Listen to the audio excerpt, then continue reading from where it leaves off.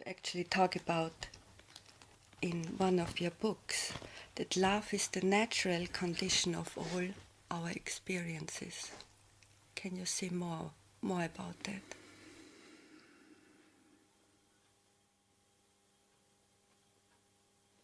Yes.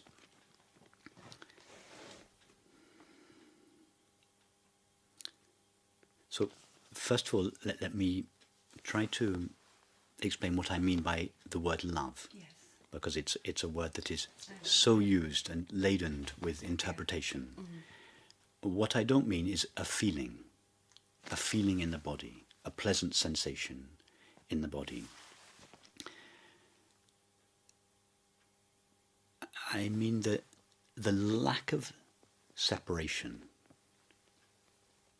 between two apparent objects or people. Normally, we think that I, this self here, loves you, that self there.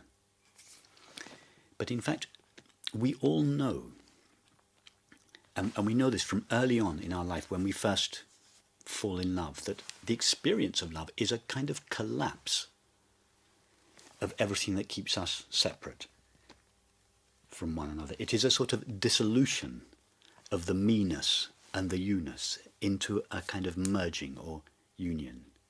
We all know this. Now, in this collapse of separation, the mind dissolves, because the separation is actually a mind-made separation. It's not real.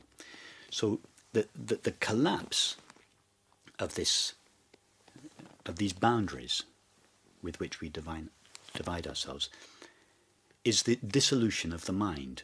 And this, we could say, precipitates, or rather reveals, the experience of love, which is the taste of our true nature, the recognition of our own being, its recognition of itself. And the mind, by definition, is not present there. It knows nothing of love. Then the mind returns again, and it returns somehow permeated with this. When the mind rises up again, it rises up saturated with this presence. And so, to account for it, it immediately interprets the experience and says, ah yes, I love you. Right there, duality is created again. The separate inside me, the separate outside you. And right there, love is denied. So, this experience of love is very familiar. The mistake the mind makes in interpreting it is that love is something that this entity does to that entity. It's just something that exists between these two people. It's not something that exists between me and all the other people, and certainly not something that exists between me and objects. However, if we explore our experience very deeply, not just our experience of one other person, but our experience of anything at all, an object, a bodily sensation, a perception, anything at all, we never find these two elements. We never find an inside self and an outside world. We just find knowing or experiencing.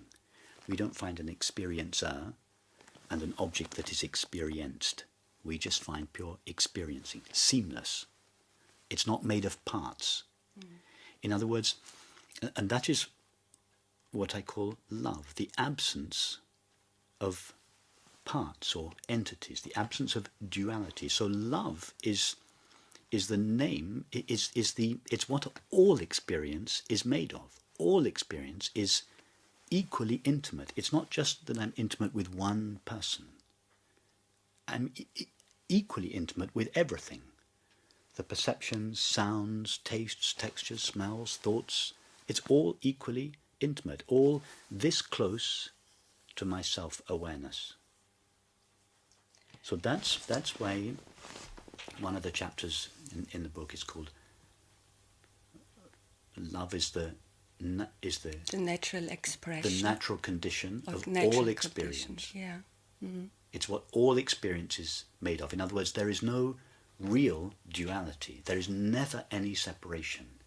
So what happens? I know I experienced it several times. You experience it all the time. Yeah. But, your mind may tell you otherwise, but it's... Yeah, but there are certain you experience things it all which, the time. Yeah. Your mind may interpret your experience differently. That's another matter. We're not interested here with the mind's interpretations of experience. We're interested in experience itself.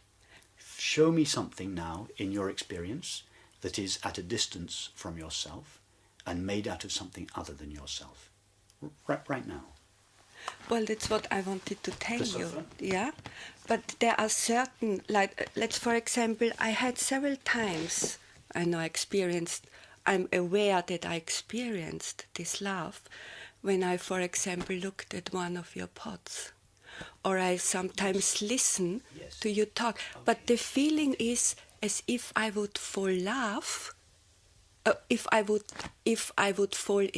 with myself. Yes, that exactly. is the experience. The only love has no objects. It's not possible to love a person or an object. Love is the experience of knowing only yourself, of realizing that all there is in experience is the presence of yourself, awareness. So true love never has an object. It is not possible to love a person. It is only possible to love love. That's beautiful. So you're right. And sometimes when we see an object or we hear something about the object or the writing or whatever it is has the capacity within it to evoke this collapse of duality. Yeah. So it's true that although love is the nature of all experience, not just beautiful objects, not just wise words, all objects, all words, everything. Nevertheless, there are some objects or words that have a kind of potency, and they are able to cut through. In fact, they do it in two ways. One is a cutting way, and the other is more a dissolving way. Either they cut through this sense of duality, or they dissolve it. And a work of art is the name, one of the names that are given to an object that has this power to dissolve what seems to be separation. Yeah. And in fact, the experience of beauty and love are identical. Normally, in relation to a person, we call it love. In relation to an object, we call it beauty. But just as we never love a person, so no objects are beautiful. Beauty is presence.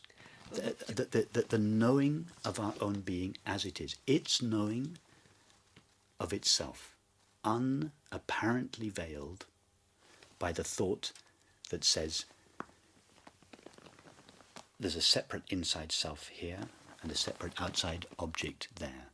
The collapse of that experience, as you very nicely say it you collapse into yourself, is precipitated apparently by certain objects. And when it's precipitated by an object, we call it beauty.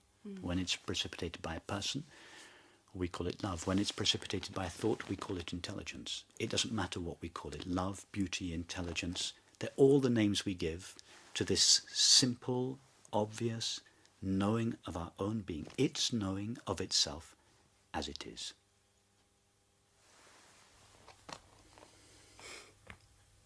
And it's all we ever experience right now.